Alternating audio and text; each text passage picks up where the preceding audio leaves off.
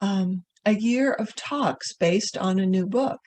And so that's exactly what Bob and I are doing. In the year ahead, we'll be exploring the teachings of Lowell Fillmore. And I remember hearing so much about him through the years as the eldest son of our co-founders, Myrtle and Charles. But reading the foreword again to this book, I'm reminded and seeing things about him that I didn't really remember from before. And not only things about him and his teachings, but how he has influenced so many other people in unity through the years.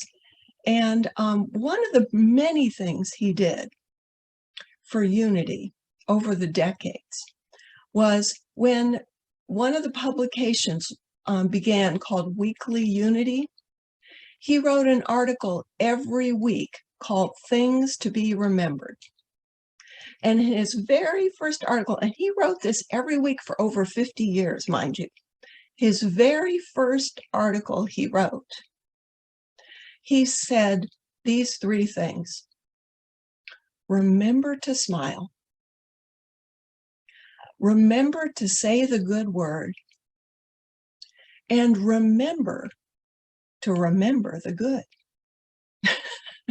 Not just remembering the good, but you know, I could relate to that so much because there are moments in life where I know intellectually about the abundant good, but in the moment, remembering about the good is not always come naturally.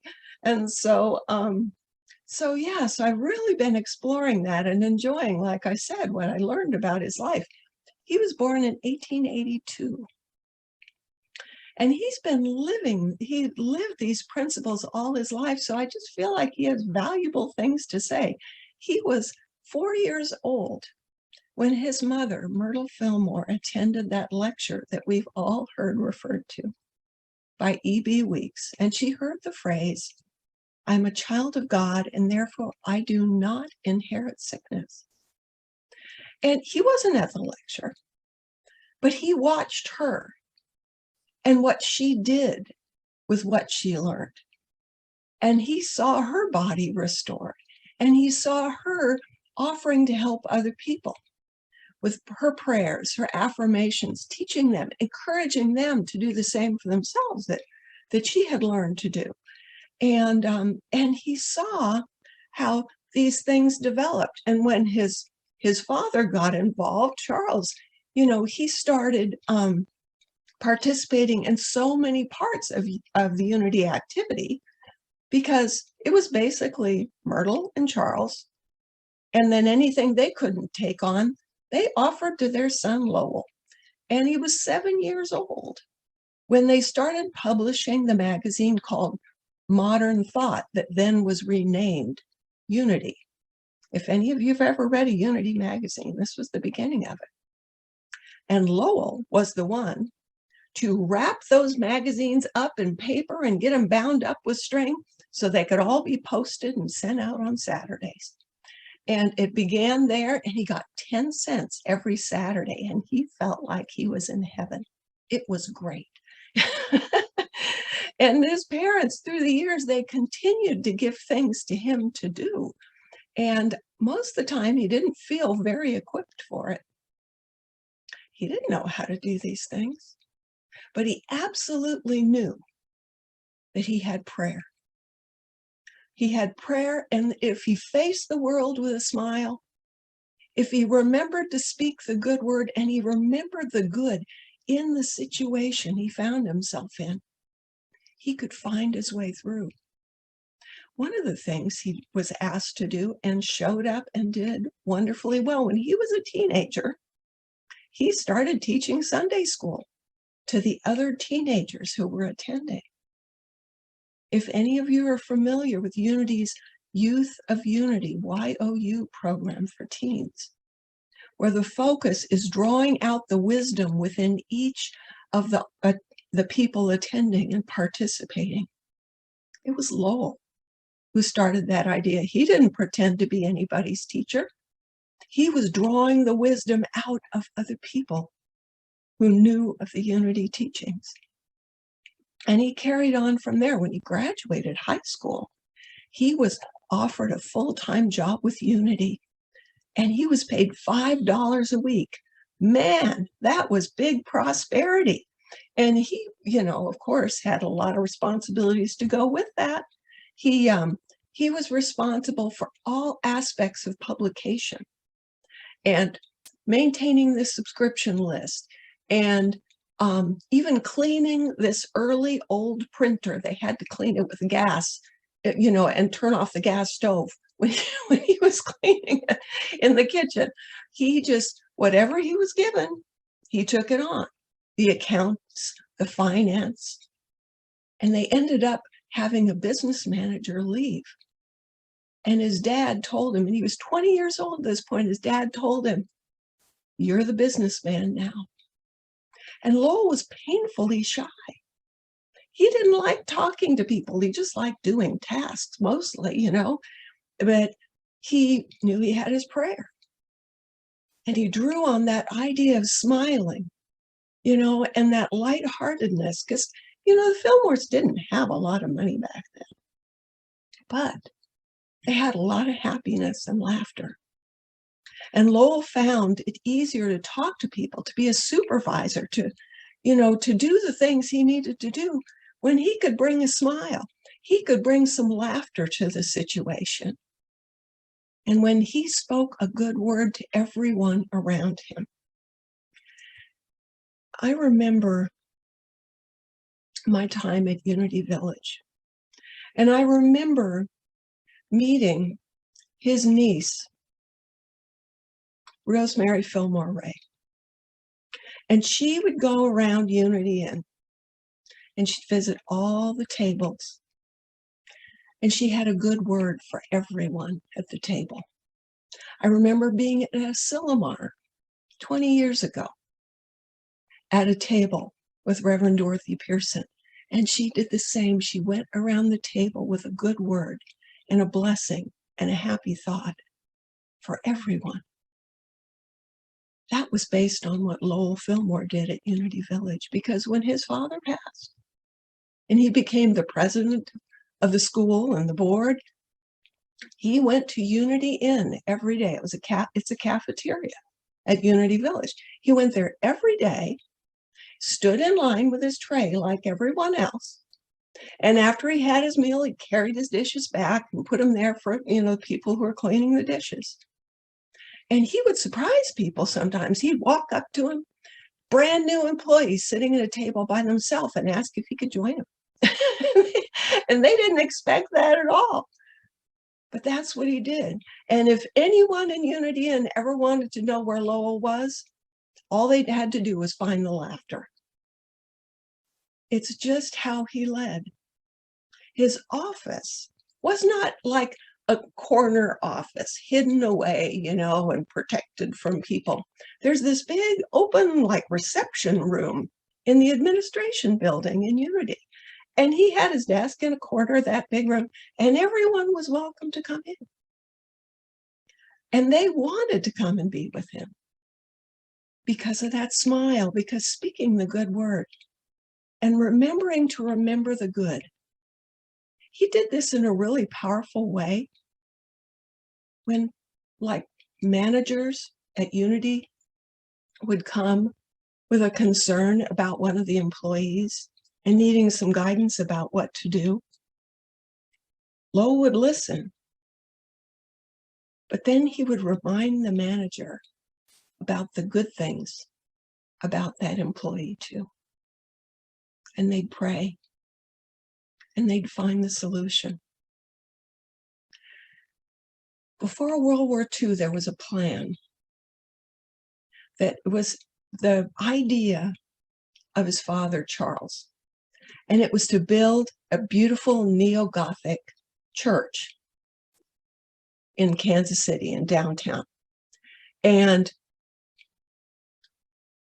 it was a really big project.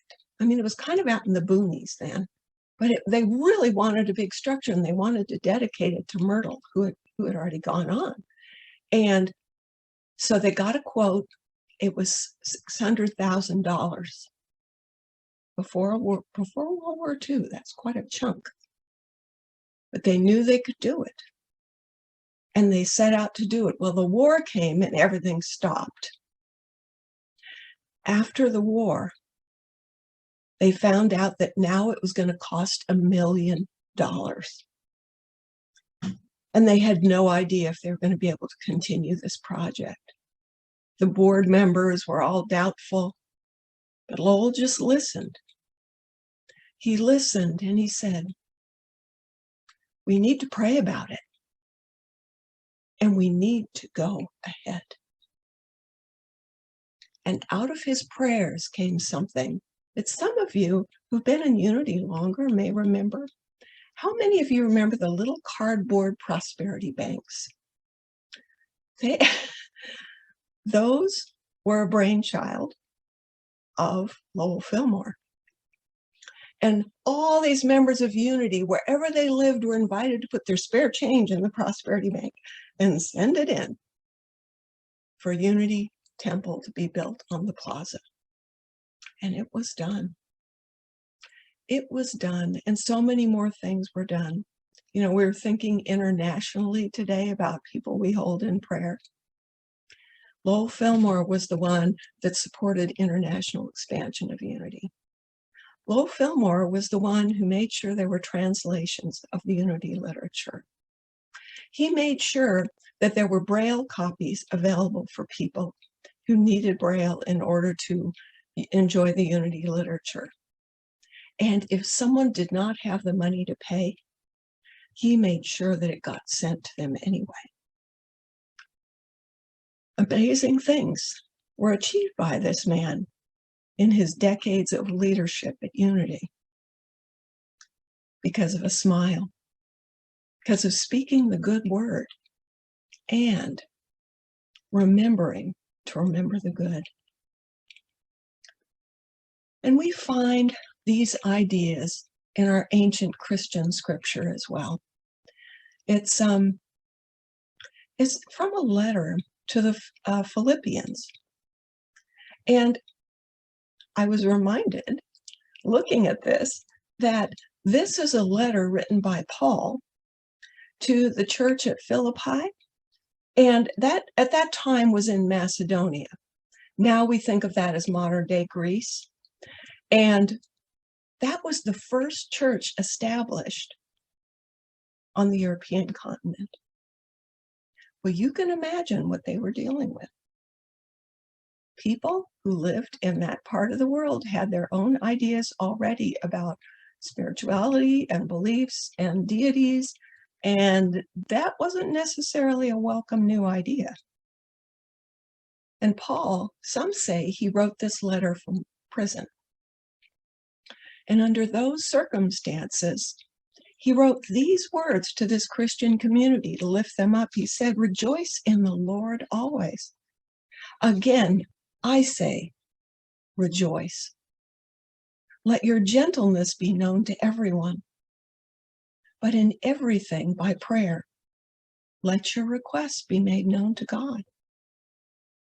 And finally, whatever is true, whatever is honorable, whatever is just, pure, pleasing, whatever is commendable, if there is any excellence, and if there is anything worthy of praise, think about these things." Gentleness, friendliness, happiness, and prayer. They're powerful ways to live and to manifest the lives that we want for ourselves and to help other people as well.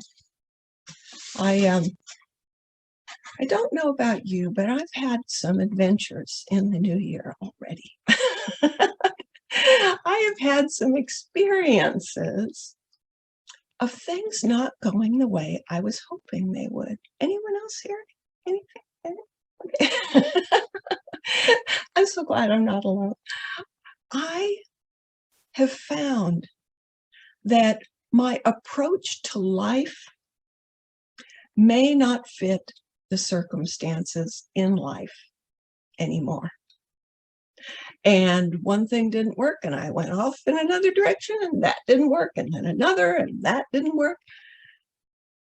And it's been very humbling. And it's been a time of recognizing that maybe part of my life patterns need to be let go. And sometimes with this, I was just feeling squashed down and almost oppressed by circumstances. But the thing that made the difference was the love and the happiness and the prayers and the support, the good words, the encouragement of friends and family. You know, it's a wonderful thing that if we're not able to get there entirely on our own, we have a spiritual family like this that can help lift us back up to that place. And I was really inspired in the midst of my experiences by the stories of a couple of different people too. And one of them is a woman named Hester. And she was born in 1904. And she was born to a big family, a hardworking family with a lot of love. And growing up, learning how to live well from her parents, she ended up meeting and marrying the love of her life. His name was John. And they had 12 children. 4 boys, 8 girls.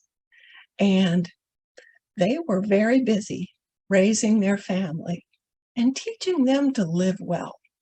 And you know, with that many kids, Hester learned she had to be a no-nonsense kind of person. And yet, she brought the smile, she brought the good word, and she helped her kids to see the good in situations. And she had grandkids, and then she had great-grandkids. And over time, she amassed a huge family. And every time it was someone's birthday, she baked them a cake because she wanted them to remember the good in their lives on that day. She ended up living through a lot. 2 pandemics, the Jim Crow era, 21 presidential elections. And something happened when she hit age 100. When she hit that age and she was still walking multiple miles a day, loving her city, loving the people in it, going to church, going to visit her family, she started to become a local celebrity.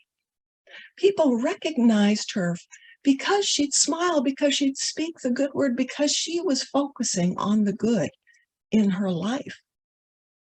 And it got to the point that bus drivers, when she had errands where she needed to get on the bus, they would make unofficial stops at her house and pick her up and take her on her errands. And, you know, it was just a good life.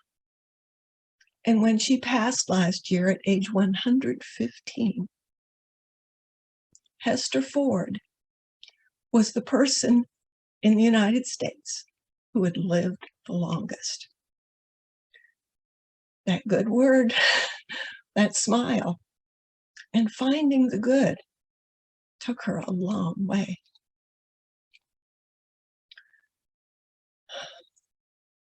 There's another woman whose life I found inspiring recently too. Her name is Bridget. And she was actually born near the border of Australia and Switzerland in 1936. And as life went, she had the opportunity to emigrate to the United States. And she did. And living in Manhattan, in 1985. It was a day where she had been to the dentist, not her favorite thing to do, but nonetheless, when she got outside, it was a beautiful day. It was one of those days where she didn't mind walking 20 blocks through Manhattan to get back home. And she decided that's what she was going to do. The inside of a taxi wouldn't be nearly as nice as the outside that day. And so she started her walk. And as she was making her way along the sidewalk by 3rd Avenue, all of a sudden she heard people screaming, saying, "Get out of the way!" But it was too late. The sidewalk was crumbling beneath her, and her bag went flying, and she felt this cold, heavy weight come down on her. An over 30-ton crane had fallen on her. It had her legs pinned, and the top part of her body was dangling on a piece of plywood over this deep hole that they were going to build a new skyscraper in. Midtown Manhattan stopped. Traffic stopped. People were just gathered around. All these first responders were zooming in, and doctors and nurses, and 2 priests, and they were coming to pray with her. And in all this hubbub, she thought, I'm going to die under here. The police, they used their belts, and they formed a chain of the belts so one of them could get down there to where she was under this crane. And they got a doctor down there, and Mayor Ed Koch, he said, "Do we need to amputate her legs?" And the doctor who examined her said, "Her vitals are good. Her legs are responsive. This huge crane is acting like a tourniquet on her legs." We haven't done field amputation since the Civil War, and we're not starting now, Mr. Mayor. It took them 6 hours to get her out. One policeman squatted next to her, holding her hand the whole time, while others were working to gently remove the broken concrete beneath that flimsy, untenable plywood platform. And when they got her out, shut down all the streets to get her to the hospital, where a team of doctors and nurses worked all night to reconstruct the bones and the muscles and the blood vessels. Of course, they said she'd never walk again, but 13 surgeries later, she learned to walk, but on different legs. They were not going to be the legs she had before. And amazingly, she became this huge celebrity. Everyone knew her as the Crane Lady. They were all gripped with her story. And she was on the newspaper, she was on television, she was on radio. President Reagan called her, Nancy Reagan came to visit, Cardinal John O'Connor came and prayed with her, because prayer was the thing that got her through that alive. And people sought her out. Taxi drivers, they wanted her advice on how to deal with their life problems. Other people, constantly. And she used to make light of it. She made jokes. She said, "I'm getting all this attention because I fell into a hole." and people, they'd be, gathering around her like she's a celebrity. She says, "You need to know something. Don't get on a bus or a boat with me." She wanted to bring the smiles. And she had learned this from a lot of life experience. Because this crane incident was not the worst thing that had happened to her since she moved to New York in the 60s. It was 7 years after she had moved to New York that her eldest son fell in a pool and was drowned. It was a couple of years after that that she survived lung cancer. A few years after that, she was riding in a ski gondola, which broke loose and fell crashing to the ground below. And a year after that, she lost her husband to colon cancer. None of those things extinguished her joy for living. And the crane incident didn't either. The things that she had learned through her life were prayer, to bring a smile to a situation, to remember, find the good. As difficult as it may be, there's good to be found in every situation. And speak the good word, because it's not just about our lives. The people around us need reassurance and to be uplifted as well. Bridget passed last year, and she had had a rough life, but she had found a lot of love and joy in it too. And when she passed, she had a form of dementia that had been building for some years, and some other physical things related to that, of course. But when those memories came fleeting back in, she'd be out on a walk in her garden because she kept walking every day. Those memories that came back in were never of the tragic events in her life. The memories that came back in were of the good things, the special times, the happy times. Through all that she walked through in life, she remembered the good.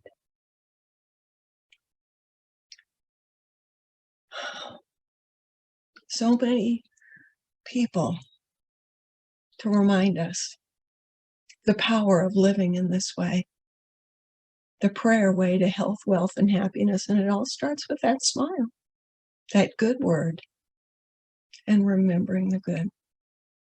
I'm glad to be remembering this with you today, and I know that whatever we're walking through in our lives, that we can move through that successfully, and we can keep focused on the blessings. Bless you, friends.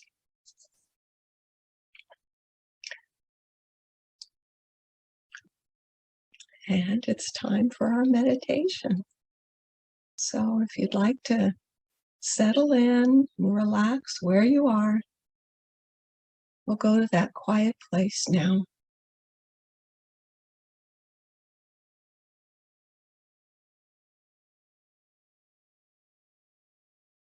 And if you like to close your eyes, this is a wonderful time to do that. Or if you like your eyes open, just remember to let your gaze be soft. Let it be gentle.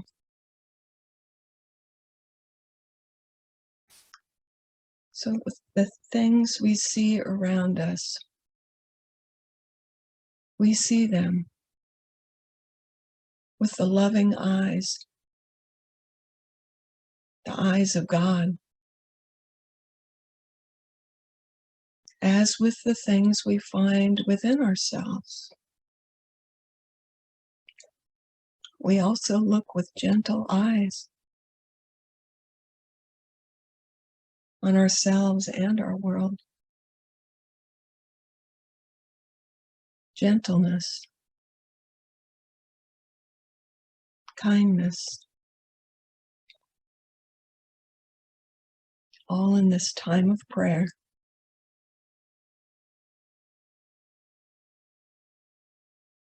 I do invite you to notice the support beneath you.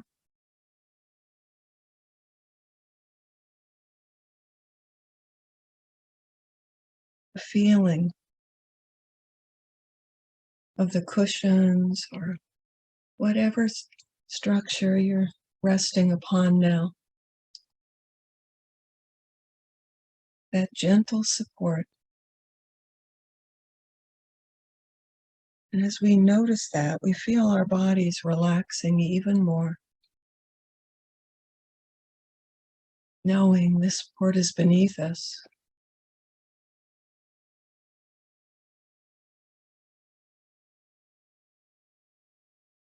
And feeling that support beneath us, we start to notice sensations in our bodies, thoughts in our minds.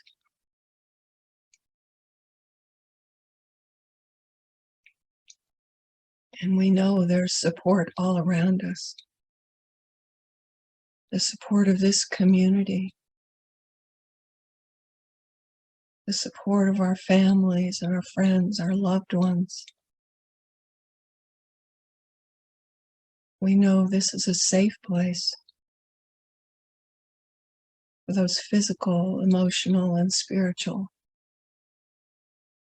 experiences. And feeling that safety,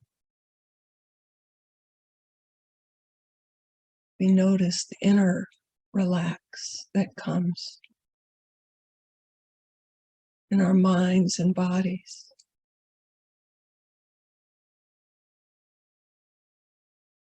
And as we feel the very beating of our heart, we are reminded of the love and the presence and the power, the strength and wisdom all around and deep down within each and every one of us. This life, this goodness in all its forms.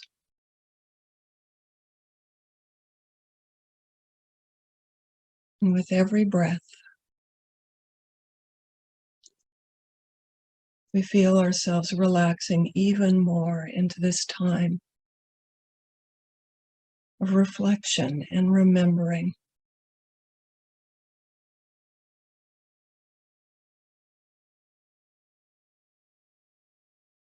It is good.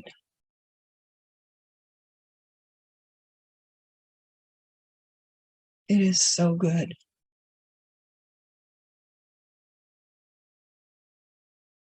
Every thought that crosses our mind,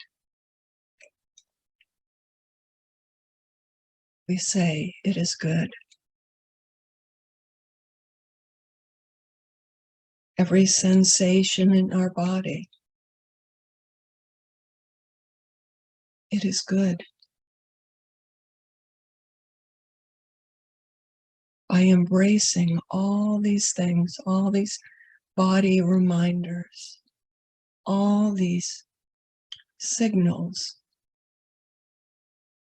as an important part of our journey, we know by sending them love now, we are supporting ourselves. Any sensations, any thoughts lingering, we send them love. Place them on the high altar in our mind's eye. Offer them up for divine purification and empowerment.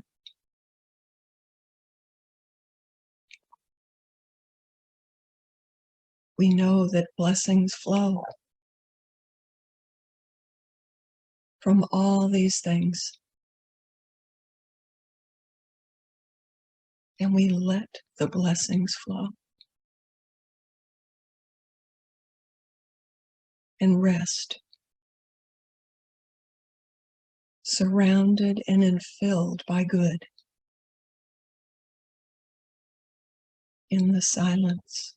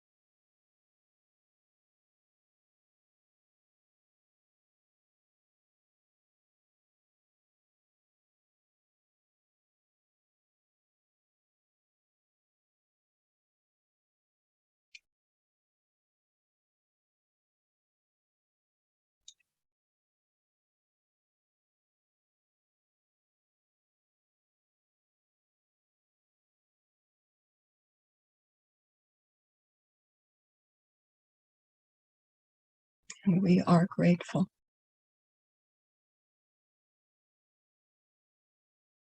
So grateful for the wholeness, the health, and the goodness we experience in our own minds and bodies and lives, that we experience in this circle of prayer and caring. Let us expand this circle now.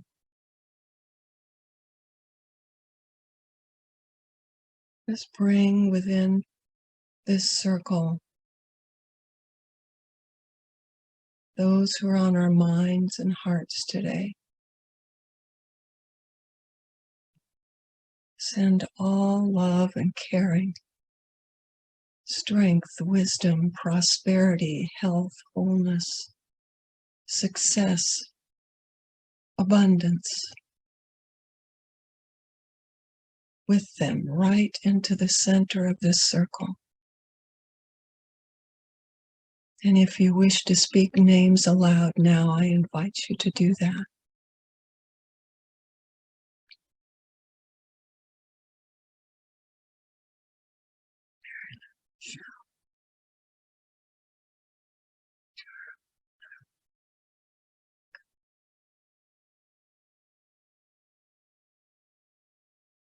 And we see them filled with the goodness.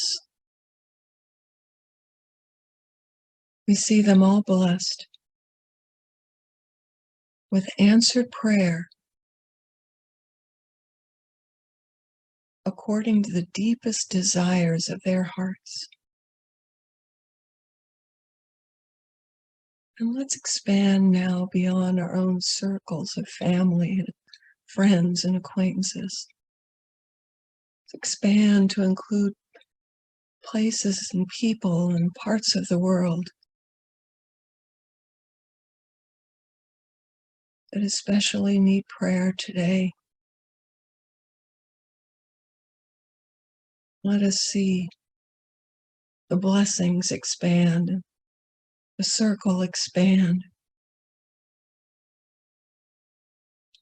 and expand.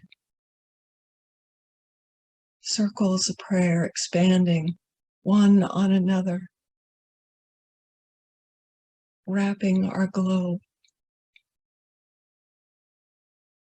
in a blanket of prayer, a blanket of goodness,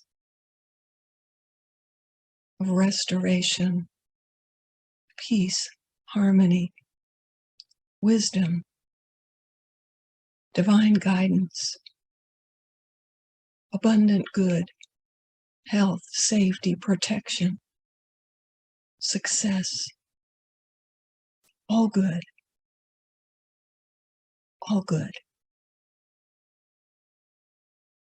Made manifest now,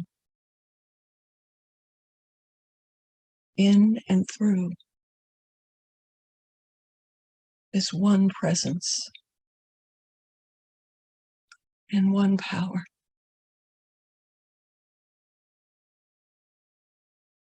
And we know these blessings continue.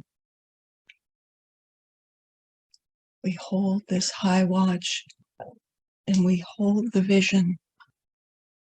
And so it is done. And so it is in our lives and the lives of so many others. And we are grateful, grateful for this time of remembering together this truth that's always been written on our hearts, that we are God's beloved, in whom God is well pleased. And with all the good we know in our lives today, all that we've seen and done that has brought us right here, we know that the best is yet to come. We say, thank you, God, for this abundant good now flowing forth to meet every need, want, and desire. Thank you, God.